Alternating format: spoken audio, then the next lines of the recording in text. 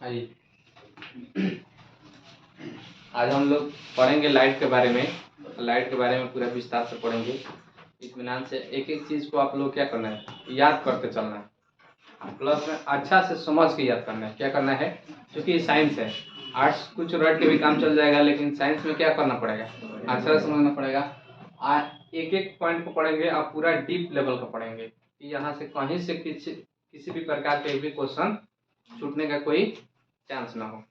ठीक है, तो आप लोग पढ़िएगा तो खुद पता चल जाएगा। पहले इसको हम पढ़ के देखते हैं। देखिए, हम पढ़ रहे हैं लाइट। आज क्या पढ़ेंगे, लाइट। इसको पूरा 10-12 क्लास पढ़ेंगे, एक एक पॉइंट को कवर करते हुए। प्रकाश या लाइट, इसको हम लोग बोलते हैं LIGH। देखिए, लाइट जो है, लाइट पहले समझिए किसे कहते हैं। जिसकी उपस्थिति में किसी वस्तु को हम देख पाते हैं, उसी को क्या कहते हैं, लाइट। बिना लाइट की उपस्थिति में किसी वस्तु को आप देख पाइएगा, तो इसको ऐसे भी कह सकते हैं, हम अपने नंगे आंखों से जिस वस्तु के या जिसकी उपस्थिति में किसी वस्तु को हम देख पाते हैं, उसको क्या कहते हैं, लाइट या प्रकाश। जैसे देखिएगा, अगर ये मार्कर है यहाँ पे तो दिखाई दे रहा है प्रकाश है। अभी प्रकाश यहाँ से चला जाए, अंधेरा हो जाए, तो मार्कर दिखाई देगा, नहीं दिखाई देगा। तो यानी ये दिखाई दे रहा है, किसी न किसी चीज की उपस्थिति है, प्रकाश है, तभी तो दिखाई दे रहा है। तो हमारा क्या है, तो लाइट जो होता है ये दृश्यमान होता है। प्रकाश जो होता है क्या होता है, दृश्यमान होता है, मतलब हमको दृश्य प्रदान करता है। ठीक है, जिसको विजिबल कहते हैं इंग्लिश में। और लाइट में ऊर्जा भी होता है। क्या होता है, ऊर्जा होता है। ऊर्जा यानी एनर्जी होती है। प्रकाश में क्या है, ये मत समझिए कि उसमें ऊर्जा नहीं है। अभी आप दौड़ते हैं तो ऊर्जा खर्च होता है, तो बॉडी में ऊष्मा प्राप्त होता है, गर्मी होता है। अब बिना दौड़े ही 5 मिनट 10 मिनट धूप में बैठ जाइए, लाइट जो आ रहा है उसमें बैठ जाइए, देखिएगा आपको बॉडी में गर्मी हो जाएगा। क्यों हो जाएगा, क्योंकि उससे ऊष्मा मिल रहा है, ऊष्मा के रूप में एनर्जी मिल रहा है, और वही एनर्जी से क्या होता है, गर्मी हो रहा है। तो इसमें जो सूर्य का प्रकाश होता है, इसमें लाइट में एनर्जी भी होता है, लाइट विजिबल भी होता है, और लाइट में क्या होता है, ऊष्मा भी होता है। क्या होता है, ऊष्मा भी होता है। अब देखिए, लाइट में तरंग भी होता है। तो क्वेश्चन पूछ देगा, इसमें विजिबल होता है, माने दृश्यमान होता है, देखने योग्य होता है, तो हाँ, ऊर्जा इसमें होता है, हीट होता है कि नहीं होता है, हीट यानी ऊष्मा, तरंग होता है। देखिए, जो लाइट है वो तरंग के रूप में चलती है। तरंग पहले किसे कहते हैं, पहले तरंग को समझिए। तरंग जो वेव होता है, तरंग को ही वेव कहा जाता है। इंग्लिश में वेव कहेंगे, या हिंदी में क्या बोलेंगे, तरंग। तो तरंग को वेव कहते हैं। तो पहले वेव किसे कहते हैं, जब किसी माध्यम में कोई विक्षोभ उत्पन्न होता है और वह विक्षोभ आगे निरंतर बढ़ते जाता है, तो इसी घटना को हम लोग क्या बोलते हैं, तरंग। विक्षोभ का मतलब ये हुआ कि हलचल, या इसको ऐसे भी कह सकते हैं, जब किसी माध्यम में कोई हलचल होती है और वो हलचल कंटिन्यू आगे बढ़ते जाता है, उसी को हम लोग विक्षोभ कहते हैं। जैसे देखिएगा कि आप लोग नहर देखे हैं, नहर के पानी में एक कंकड़ मारिएगा तो देखिएगा उसमें थोड़ा हलचल होगा, माने जिस तरह का पत्थर होगा या कंकड़ रहेगा उसके हिसाब से होगा। अगर बड़ा है तो बड़ा विक्षोभ होगा, अगर छोटा है तो छोटा होगा, लेकिन थोड़ा सा हलचल जरूर होगा। होगा कि नहीं होगा, तो उसमें पत्थर गिरेगा तो वहां पर थोड़ा सा हलचल होगा, हलचल होगा तो देखिएगा वो तरंग बढ़ते जाएगा आगे। नदी के किनारे से उस किनारे तक तरंग जाता है, तो विक्षोभ यहाँ से वहां तक चला जाता है। तो उसी को विक्षोभ को, हलचल को, यानी हलचल हुआ यहाँ, अब हलचल पहुंच गया वहां तक, तो उसी हलचल को तरंग कहते हैं या विक्षोभ कहते हैं। तो प्रकाश जो होता है, लाइट होता है, तरंग के रूप में एक जगह से दूसरे जगह जाता है। जैसे अगर यहाँ से हम टॉर्च जला दें अंधेरा में, तो आप देखिएगा सीधा जाके वहां जाएगा, तो सीधा नहीं जाते हैं, वो तरंग के माध्यम से जाता है। माने वहां के प्रकाश का जो कण रहता है वो ऐसे जाएगा, ऐसे विक्षोभ के माध्यम से, इस तरह से आगे बढ़ेगा, लेकिन यहाँ यहाँ यहाँ यहाँ रेंज लेके। तो इसीलिए ना टॉर्च जलाते हैं तो देखिएगा इतना फोकस जाता है, तो उसका रेंज ही इतना तक रहता है। तो ऐसे ऐसे घूमते हुए, ये नहीं जो सीधा जाता है, भले बहुत छोटा रहता है, बहुत तेज जाता है, हम लोग को दिखाई नहीं देता है। जब माइक्रोस्कोप से देखिएगा तब दिखाई देगा कि वो कैसे जाता है, वैसे ट्रेन नहीं, वो विक्षोभ के माध्यम से जाता है। ठीक है, देखिएगा कि ऑर्केस्ट्रा में लेजर लाइट जलाते हैं लोग सीधा, ऐसा नहीं जाता है, वो भी जाता है विक्षोभ के माध्यम से, लेकिन उसका विक्षोभ बहुत छोटा रहता है। समझ गए? नहीं देखे हैं? देख लीजिए कॉपी, ये खरीद लीजिए, ठीक है। यहाँ से हम जलाएंगे आपके आंख पर, आप देख लीजिएगा, समझे? आप देखिए, आप लोग का नहीं देखे हैं अभी, जिसको भूल जाना होगा उसको, ठीक है ना? बोले जितना सीधा बनते हैं उतना सीधा है नहीं। अभी यहाँ पढ़ रहे हैं, अभी और कैसे होता चिल्लाने लगे ना, ये गौरी ये गौरी, अभी बंद ना है, एक और तनी चल रहे, पैसे नहीं सध रहा है। यहाँ पढ़ाई में पैसा सधाना है तो पीछे से निकल जाएगा। तो यहाँ देखिए, अब हम प्रकाश को पढ़ते हैं पहले माध्यम के आधार पे, एक पढ़ेंगे पथ के आधार पे। क्या पढ़ेंगे? माध्यम के आधार पे और एक पथ के आधार पे। आप लोग आज तक लाइट के बारे में कंफ्यूजन, कितना ही बुक पढ़े हुए कंफ्यूजन, आज कंफ्यूजन इसका क्लियर कर देते हैं, ठीक है? कौन किस में आता है या कौन किस में जाता है। देखिए, तो हम माध्यम के आधार पर पढ़ेंगे। माध्यम के आधार पर कहने का मतलब किस माध्यम में प्रकाश चलता है, समझ गए? माध्यम देखिए, हर चीज एक माध्यम है। जैसे हमारा आवाज आप लोगों के पास पहुंच रहा है तो किसके माध्यम से पहुंच रहा है? हवा के माध्यम से। यहाँ हवा अगर हटा दिया जाए तो साउंड वहां नहीं जाएगा, समझ गए? कि हवा में कण है और एक कण एक दूसरे कण से रिलेटेड है, जुड़ा हुआ है, ट्रांसफर कर रहा है, और वही कण आपके कान में जाके साउंड को क्या कर रहा है? सुना दे रहा है। देखिएगा कि कार में अगर शीशा बंद कर दिए चारों तरफ से तो बाहर कितना ही बोलेगा, अंदर नहीं सुनाई देगा। खास करके लड़की के विदाई के टाइम में, ठीक है, जब रोने लगती है तो चारों ओर से शीशा बंद कर देता है, तो बाहर वाला कितना रोती है तो खाली आंसू दिखाई देता है और उसका साउंड देखें। तो ये हम फील किए हैं, मैं अपना बहन लोग के साथ जाते थे ना, तो उसी अंदर में बैठे, बाहर वाला कितना रो रही नहीं सुनाई दे रहा है, अंदर वाला सुनाई देगा। वो कुछ दूर जाकर धीरे धीरे चुप आ जाती है। और कितना रोने में मजा कम आता है, कोई चुपाने वाला। अब कोई चुपाने वाला है ही नहीं तो क्या कोई रोएगा, वो अपने से चुपा जाएगा। नहीं, आप लोग कब गुस्साते हैं? जब कोई मनाता है, कोई मनाने वाला तो कभी कोई गुस्साएगा, वो अपने गुस्साएगा, 1 घंटे के बाद फिर झाड़ भी जाए, खाना वाना खा लेगा, कोई बात नहीं है। देखिए, तब प्रकाश का हम बता रहे थे, साउंड जो होता है एक माध्यम से दूसरे माध्यम में क्या होता है? माध्यम के थ्रू ही एक दूसरे के पास जाता है। उसी तरह से देखिए, यहाँ माध्यम के मतलब हुआ, माध्यम के 2 प्रकार होता है, एक यांत्रिक तरंग और एक विद्युत चुंबकीय तरंग। यहाँ चुंबकीय है, ठीक है, शॉर्ट में लिखते हैं। तो यांत्रिक तरंग को बोलते हैं मैकेनिकल वेव और इलेक्ट्रोमैग्नेटिक वेव। विद्युत चुंबकीय तरंग को बोलते हैं इलेक्ट्रोमैग्नेटिक वेव इंग्लिश में, इसको बोलते हैं हिंदी में मैकेनिकल वेव। देखिए, यांत्रिक तरंगे में माध्यम की जरूरत होती है, निर्वात में नहीं चल सकता है। क्या होता है? निर्वात। देखिए, माध्यम और निर्वात, माध्यम में बताए कि किसी चीज में के थ्रू ही जाएगा। जैसे देखिएगा, साउंड अगर यहाँ मार दीजिएगा लोहा में तो यहाँ थोड़ा सा सुनाई दे देगा, झंझनाहट। जैसे कान रेलवे ट्रैक आता है तो बहुत लोग कान, जो पहले के लोग थे क्या करते थे, कान सटा के सुनते थे ट्रेन आ रहा है कि नहीं। तो यानी वहाँ ट्रेन चल रहा है गड़गड़ गड़गड़, तो यहाँ ट्रेन लोहा में भी साउंड आ रहा है, समझ गए? तो कान लगा के आप बच्चा में देखिएगा, पाइप लगा के इधर से बोलता था तो उधर कान में सुनता था, ठीक है। तो एक माध्यम से दूसरे माध्यम में गया, तो साउंड जो होता है वही इसका सबसे बड़ा एग्जांपल होता है। साउंड माध्यम के माध्यम से जाता है, अगर माध्यम नहीं रहेगा तो नहीं सुनाई देगा। सुनाई देगा? तो निर्वात उसे कहते हैं। देखिए, माध्यम उसे कहते हैं जब एक कोई ना कोई कण एक दूसरे से रिलेटेड हो। निर्वात उसे कहते हैं कोई ऐसा जगह जहाँ किसी भी प्रकार का कोई कण ना हो। क्या हो? किसी भी प्रकार का कोई कण ना हो, मतलब वहाँ हवा भी ना हो। सिंपल भाषा में समझिए, हवा भी ना हो। ये घर है, इसमें से कंप्लीट हवा निकाल दें, समझ गए?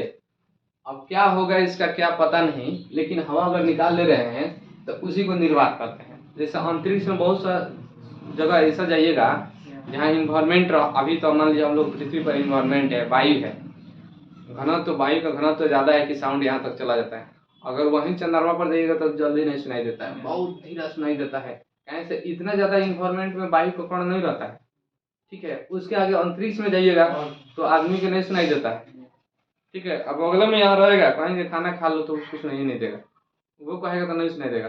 तो हाँ इशारा से बात कीजिए, चाहे टेक्स्ट मैसेज से बात कर सकते हैं, ठीक है।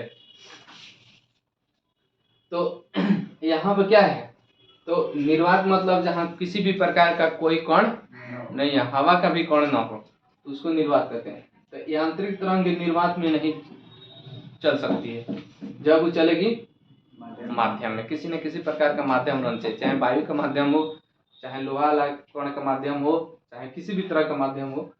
और उसका एग्जाम्पल कौन है, साउंड या रस्सी की तरंग। तो अगर रस्सी की तरंग याद नहीं है तो साउंड याद रखिएगा, यांत्रिक तरंग होती है। क्या होती है, यांत्रिक तरंग। उसके बाद से देखते हैं विद्युत चुंबकीय तरंग। विद्युत चुंबकीय तरंग या इलेक्ट्रोमैग्नेटिक वेव वो होता है जो माध्यम में भी चल सकता है और जहां माध्यम नहीं हो निर्वात में भी वो चल सकता है। इसका एग्जाम्पल है प्रकाश का तरंग, लाइट। ये जो प्रकाश की जो चलता है लाइट, ये तो हवा में है तभी चल जाएगा, शीशा रहता है तो देखिए तभी इस पार से उस पार चला जाता है, माने माध्यम में भी चल पा रहा है, समझ गए। और माध्यम नहीं है, देखिए जहां से सूर्य आ रहा है तो बहुत ऐसा चीज है जहां पर कोई माध्यम नहीं भी हो, वहां से भी क्या करेगा, ये गुजर जाएगा। अगर यहाँ से हम लोग क्या करें, वायु हटा दें तो वो प्रकाश यहाँ से निकल जाएगा, ठीक है। तो प्रकाश निकालने के लिए क्या है, विद्युत चुंबकीय तरंग है। तो पूछ देगा प्रकाश किस प्रकार की, यांत्रिक तरंग है कि विद्युत चुंबकीय, तो विद्युत चुंबकीय। साउंड किस प्रकार की तरंग है, यांत्रिक तरंग है कि विद्युत चुंबकीय, यांत्रिक तरंग है। इतना याद रखना, मैंने इस साइड में तो इधर, और इधर प्रकाश की तरंग है। और इससे रिलेटेड जितना भी इलेक्ट्रोमैग्नेटिक वेव है, जो एक्स तरंगे है, पराबैंगनी अल्ट्रा वायलेट वेव जिसको बोलते हैं इंग्लिश में, यूवी शॉर्ट में लिखा जाता है, पराबैंगनिक तरंग, इंफ्रारेड जिसको बोलते हैं इंग्लिश में, और रक्त तरंग। और रक्त तरंग का एक और नाम है उष्मीय तरंग। क्या बोलते हैं, इसका एक और नाम है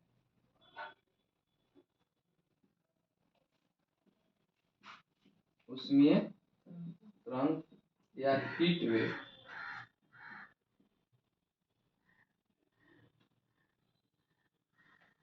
ठीक है। और रक्त तरंग का जो इंफ्रारेड जो बोलते हैं, और रक्त तरंग यही प्रकाश में हम लोग को गर्मी देती है। क्या देती है, अगर ये तरंग हट जाए तो आदमी कितना हो प्रकाश में बैठेगा, गर्मी नहीं होगा, समझ गए। इसका मेन काम है गर्मी प्रदान करना, ठीक है। प्रकाश की जो आती है किरण, इसमें इंफ्रारेड रहता है, इंफ्रारेड से हमको क्या मिलती है, उष्मा मिलती है, हीट मिलती है या गर्मी मिलती है, इसीलिए इसको कहते हैं उष्मीय तरंग या हीट वेव। क्लियर। रेडियो तरंग, रेडियो तरंग या माइक्रोवेव, माइक्रोवेव लघु सूक्ष्म तरंग होता है, रेडियो तरंग होता है दीर्घ तरंग, गामा किरण या गामा रे, जो गामा रे होता है,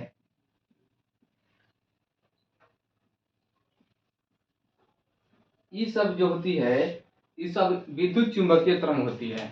और ये जो है इसको गुजरने के लिए कोई माध्यम की जरूरत नहीं है, मैंने माध्यम में भी चला जाएगा, और माध्यम नहीं होगा तो इसका कोई नहीं, निर्वात में भी चला जाएगा। क्वेश्चन पूछ देगा कौन ऐसा इसमें है जो निर्वात में नहीं चल सकता है, तो साउंड, बाकी सब निर्वात में चला जाएगा। क्लियर। इस सब को इतना को इलेक्ट्रोमैग्नेटिक वेव बोलते हैं। इस सब को क्या बोलते हैं, इलेक्ट्रोमैग्नेटिक वेव। प्रकाश को भी इलेक्ट्रोमैग्नेटिक वेव, एक्सरे को, गामा रे को, ultra violet wave, infrared, radio wave और माइक्रोवेव, ये सब क्या होती है, विद्युत चुंबकीय तरंग होती है। तो इतना याद रखना है, क्वेश्चन पूछ देगा कौन विद्युत चुंबकीय तरंग है, तो इसमें से अगर इस तरह से फिगर याद है तो आप ना छांट लीजिएगा किधर कौन था। अब देखिए, अब देखते हैं पथ के आधार पे तरंग। क्या, पथ के आधार पे तरंग, पथ के आधार पे तरंग देखते हैं कि अनुप्रस्थ तरंग और अनुदैर्घ्य तरंग। अनुप्रस्थ तरंग को कहते हैं ट्रांसवर्स वेव और इसको कहते हैं लॉन्गिट्यूडिनल वेव, ठीक है। तो अनुप्रस्थ तरंग में कण और तरंग, देखिए प्रकाश जो होती है उसमें दो चीज होती है, कण होती है और तरंग होती है। तो कण अलग होती है और तरंग अलग होती है, समझ गए। देखिएगा जैसे कण तरंग, इस अब सबसे अच्छा एग्जांपल आपको समझ में आएगा, जैसे पानी है, पानी है, नहर के पानी समझिए, नहर देखे हैं या नदी कभी देखे हैं? देखिएगा कि उसमें स्थिर या तालाब, देखिए सबसे अच्छा है तालाब। तालाब में देखिएगा पानी स्थिर रहता है और उसमें एक नाव बना कर रख दीजिए कागज का। किस चीज का? कागज का। और उसके वहां पे है, यहाँ पर एक बड़ा सा पत्थर डालिए, यहाँ पे एक हल्का सा विक्षोभ पैदा होगा या हलचल होगा और वैसे पानी तरंग करके चला जाएगा, तो तरंग देखिएगा बढ़ते जाएगा। लेकिन जहाँ थोड़ा दूर पर जो नाव रखे थे वो हल्का सा ऊपर नीचे होकर फिर वहीं पर रुक जाएगा। रुकेगा कि नहीं रुकेगा? तो इसका मतलब जो पानी का जो कण था वहीं पर है, लेकिन तरंग बढ़ गया, तो जो विक्षोभ बढ़ रहा है उसको तरंग कहेंगे, और जो वहीं पे स्थिर रह गया वो कण है, तो कण वहीं पर रह जाएगा। समझ में आया कुछ? तो कण जो स्थिर है उसको कण बोलेंगे, आज जो बढ़ गया वो विक्षोभ हो गया।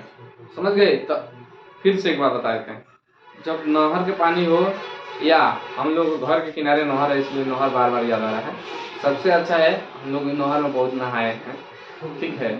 आप लोग भी स्नान किए होइएगा, पता ना, भले घर जाते थे तो कान कनैठी लग जाता था, तो पहले ही यहीं से हम लोग क्या करते थे, मुंह धो लेते थे, ठीक है, साबुन उबुन से। नहर में नहाइएगा ना तो एक लेयर चढ़ जाता है, ठीक है, नहर का पानी इतना फ्रेश नहीं रहता है। तो पहले नहर में नहा लेते थे, उसके बाद सब नहर के किनारे चापाकल खोज के उस चापाकल से नहा लेते थे, और लाई भाई साबुन खरीद लेते थे, लगता था कि नहर में नहीं नहाए, ठीक है। छोटा छोटा बच्चा भी बड़ी दिमाग लगाता है, एक दिन पिटाएगा दूसरा दिन अपने समझ जाए का दिमाग लगाना है। तो कण, कण के मतलब ही हुआ, इमा समझिए कि कण जब तरंग जाता है तो कण भी चला जाता है, नहीं, कण अपने जगह पर रहेगा।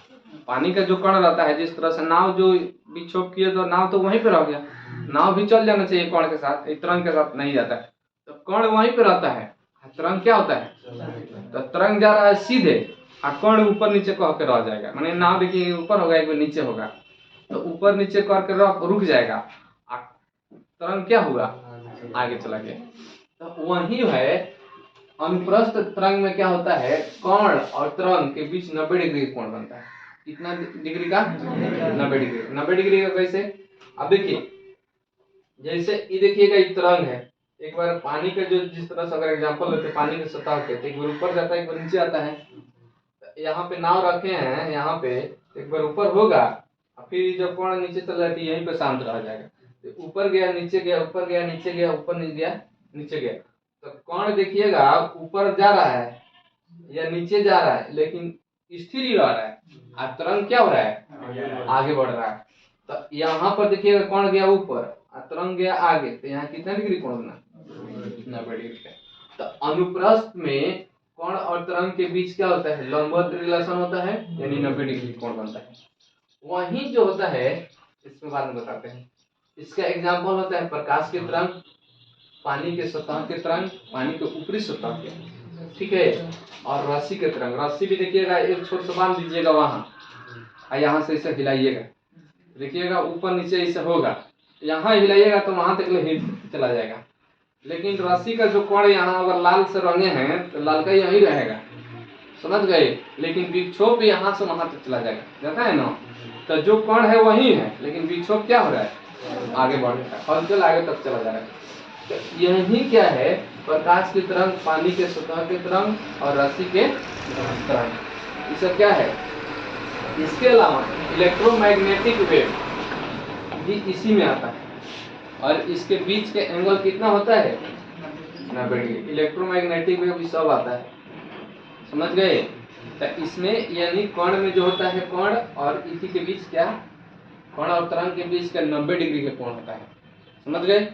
इसमें क्या है कि अनुप्रस्थ तरंग में पूछ दिया कि पहले एग्जांपल के रूप में सबसे इंपॉर्टेंट है कि प्रकाश तरंग, ये बहुत बार पूछता है, इसको याद रखना है। क्या करना है?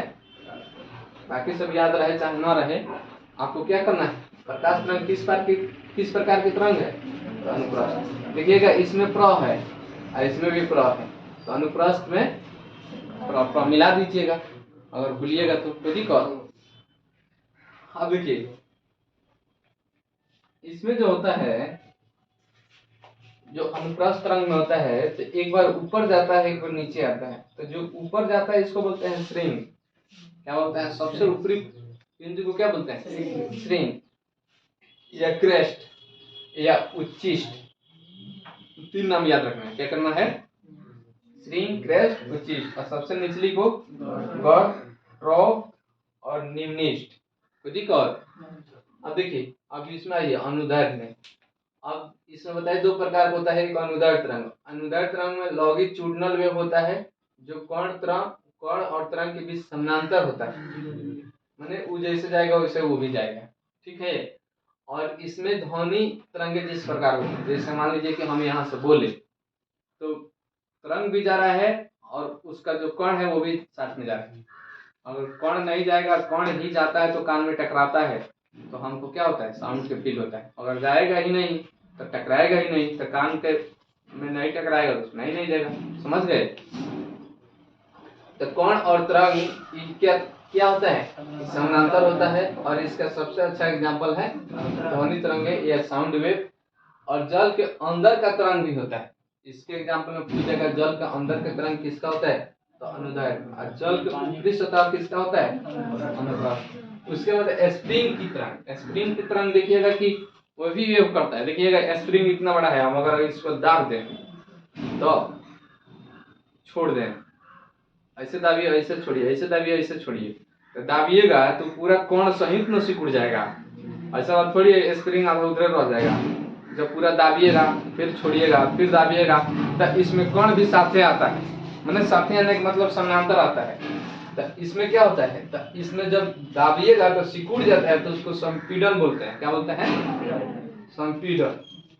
और फिर छोड़ते हैं फैल जाता है, या उसको तान देते हैं फैल जाता है, तो उसको विरलन बोला जाता है। कभी कभी स्प्रिंग देखिएगा कि पहले स्टारा लाइन पेन आता था, उसी में रहता था स्प्रिंग। अब कभी ज्यादा सिकुड़ जाता था तो थोड़ा सा तान देते थे, कभी कभी थोड़ा सा कर देते। किए हैं आप लोग?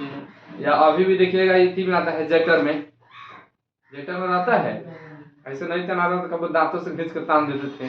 क्या अपना ना अपना बगल वाला के जब सिकुड़ेगा तो उसको संपीड़न, और फैलेगा तो विरलन। अब देखिए यहाँ पर जो विरलन के शुरू से दूसरा विरलन के शुरू तक, यहाँ विरलन का शुरू हुआ है, अरे संपीड़न के बाद विरलन में शुरू हुआ है। अब फिर एक यहाँ पर विरलन स्टार्ट हुआ, फिर यहाँ संपीड़न स्टार्ट हुआ, और फिर यहाँ विरलन स्टार्ट हुआ। तो यहाँ से यहाँ के बीच की दूरी को कहते हैं वेवलेंथ या लैम्डा या तरंग है। इसी को लैम्डा बोला जाता है। ये जो लिखे हैं इस तरह से क्या बोलते हैं? लैम्डा बोलते हैं, या तरंग दैर्घ्य या वेवलेंथ। इसको क्या बोलते हैं? ये हो गया किसमें? अनुदैर्घ्य तरंग में। अनुदैर्घ्य तरंग नहीं समझिए स्प्रिंग। समझ गए? तो एक बार फैला दिए हैं, एक बार सिकुड़ा दिए हैं, तो दोनों को मिल के एक वेवलेंथ बनता है। क्या बनता है? लेकिन इसी में एक अनुप्रस्थ में यहाँ से एक श्रृंग के बीच और दूसरे श्रृंग के बीच की दूरी को लैम्डा कहते हैं। क्या कहते हैं? तो लैम्डा दूरी, ये देखिए हम लोग बुक में मिलता है इस तरह से होता नहीं है, होता है ये वाला दूरी, यहाँ से यहाँ तक की दूरी को लैम्डा बोला जाता है, ये वाला। या गर्त ही गर्त से ले लेते हैं, कोई यहाँ गर्त है, एक गर्त है, यहाँ से यहाँ तक 2 लगातार गर्त के बीच की दूरी लैम्डा होता है। क्या होता है? तो इतना आप लोग समझे। आइए हम मिटाते हैं, थोड़ा और कुछ बताते हैं।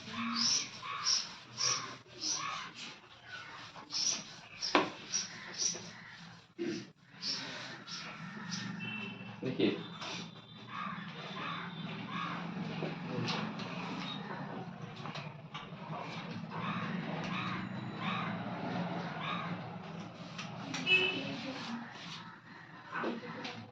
इस तरह से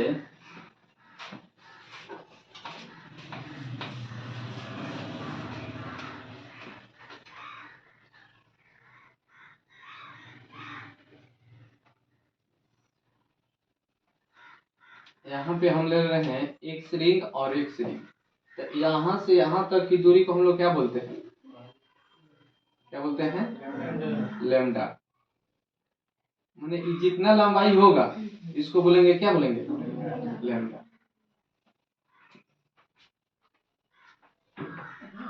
ये हो गया लैम्डा। अब देखिए इसमें क्या होता है, ये जो होती है, ये जो इस तरह से मुड़ती है बहुत स्पीड से मुड़ती है, क्योंकि प्रकाश की तरह देखते हैं इस तरह से मुड़ेगी तो बहुत स्पीड से मुड़ती है। और 1 सेकंड में कितना बार मुड़ रही है इसका कोई गिनती नहीं है। ये ना समझिए कि 1 सेकंड में एक बार यहाँ तक मुड़ी, नहीं, ऐसा ऐसा ऐसा ऐसा हजारों बार लाखों बार ऊपर देगी 1 सेकंड में। ठीक है, तो 1 सेकंड में जितना बार मुड़ा उसी को हम लोग बोलते हैं, क्या बोलते हैं, आवृत्ति। क्या बोलते हैं, 1 सेकंड में जितना राउंड मुड़ा उसको क्या बोलते हैं,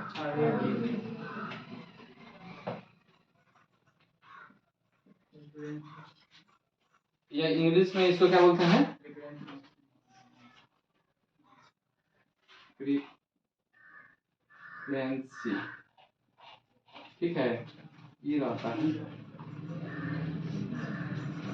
या इसी को हम लोग एन से इंडिकेट करते हैं या एफ से इंडिकेट करते हैं, या एक न्यू होता है, जो ऐसे किए होंगे उनको याद आता होगा, न्यू। ठीक है, तो 1 सेकंड में जितना बार मुड़ती है, 1 सेकंड में कितना बार मुड़ी उसी को हम लोग बोलते हैं क्या, आवृत्ति। अब बताइए, मान लीजिए हम एक एग्जांपल ले रहे हैं, 1 सेकंड में ऐसा ऐसा ऐसा से एक बार ही गया, ऐसा ऐसा 50 बार मुड़ गया, तो कहेंगे इसकी आवृत्ति 50 है। अगर 1 सेकंड में 10 बार ही मुड़ा तो इसकी कहेंगे कितना आवृत्ति है, 10। 1 सेकंड में 100 बार मुड़ गया तो इसकी आवृत्ति, देखिए एनर्जी के ऊपर है। किसी किसी देखिए कि बैटरी, जब बैटरी ज्यादा चार्ज रहता है तो कोई कोई टॉर्च देखिएगा ज्यादा दूर तक जाता है, बैटरी डिस्चार्ज होता है तो कम दूर तक जाता है। तो बैटरी ज्यादा चार्ज रहता है तो ज्यादा बार मुड़ेगा, ज्यादा बार मुड़ने का मतलब इसमें एनर्जी ज्यादा है, ज्यादा तेज से लाइट करेगा। और किसी में क्या होता है, बैटरी डिस्चार्ज है, समझ गए, हमें चार्ज नहीं है, नहीं डिस्चार्ज है तो थोड़ा सा मुड़ेगा, तो 10 बार मुड़ा तो कम दूरी जाएगा। आज इस तरह से फ्रीक्वेंसी, इसका कहने का मतलब बैटरी ज्यादा चार्ज है तो ज्यादा फ्रीक्वेंसी होगा, बैटरी कम चार्ज है तो फ्रीक्वेंसी कम होता है। माने एनर्जी के ऊपर है, तो फ्रीक्वेंसी भी एनर्जी के डायरेक्टली प्रोपोर्शनल होता है। ठीक है, ज्यादा एनर्जी तो ज्यादा फ्रीक्वेंसी, कम एनर्जी कम फ्रीक्वेंसी। तो 1 सेकंड में जितना बार मुड़ता है उसको हम लोग बोलते हैं क्या, आवृत्ति या फ्रीक्वेंसी। तो 1 सेकंड में हम मान लीजिए 50 बार मुड़ा, समझ गए, तो इसकी फ्रीक्वेंसी कितना कहिएगा, 50। अब देखिए 1 सेकंड में हम मान लिए n बार मुड़ा, अभी हमको नहीं पता है तो कितना बार मुड़ा, n बार। तो 1 सेकंड में अभी हम बताए n बार मुड़ा या 50 बार मुड़ा, 50 बार ले लेते हैं एग्जांपल समझने के लिए। तो 1 सेकंड में 50 बार मुड़ा तो एक बार मुड़ने में कितना टाइम लगा होगा, बता सकते हैं। तो देखिए 1 सेकंड में आपको 50 बार मुड़ रहा है, तो एक बार मुड़ने के लिए आप कहिएगा कि 1/50, समझ गए। 1 सेकंड में 50 बार मुड़ गया, माने 1 सेकंड में 50 बार मुड़ा, तो एक बार मुड़ने के लिए कितना टाइम लगा होगा, तो 50 भाग में बांट देंगे तो 1/50 भाग है, होगा कि नहीं। तो 1 सेकंड एक बार मुड़ने में जितना टाइम लगता है, एक बार यहाँ से यहाँ मुड़ने में जितना टाइम लगता है उसी को कहते हैं आवर्तकाल। क्या बोलते हैं, आवर्तकाल। तो एक बार मुड़ने में लगा समय क्या कहलाता है, आवर या टाइम पीरियड इसको बोलते हैं। इसको इंडिकेट करते हैं कैपिटल टी से, इसे इंडिकेट करते हैं,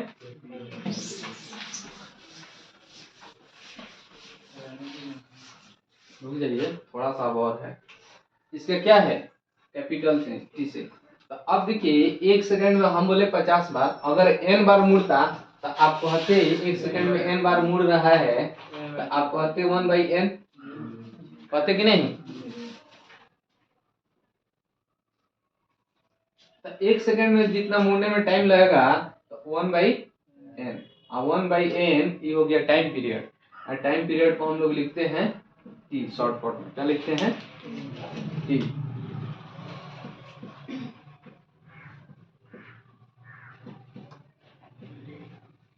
आप इसको ऐसे भी कर सकते हैं, t बराबर 1/n। तो या इसको ऐसे भी लिखा सकता है, n बराबर 1/t। समझे? अब देखिए,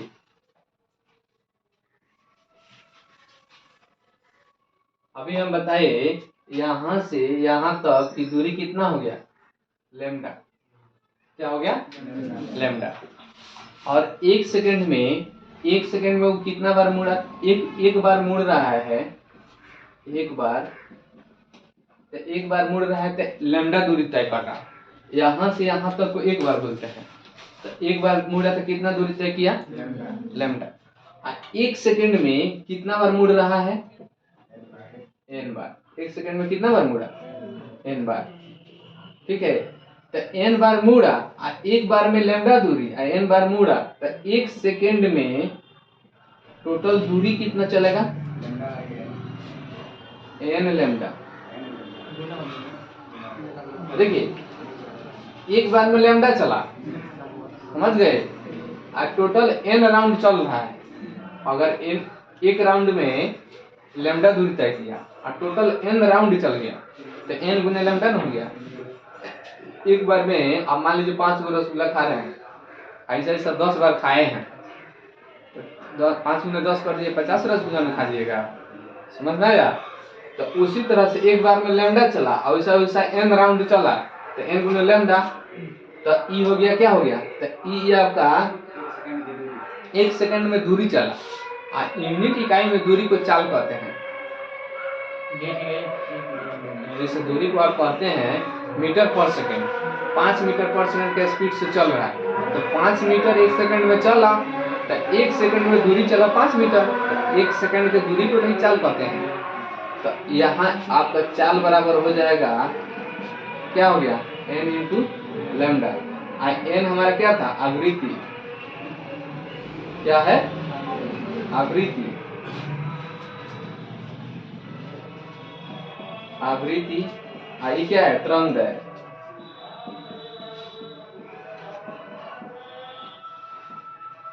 आई क्या है, अच्छा, तो चाल बराबर n इंटू लैम्डा, याद रखिए, क्या, तरंग है इंटू आवृत्ति। इसको तो फॉर्मूला में आप लोग पढ़े हुएगा, लेकिन ये आया कैसे, आज समझ गए।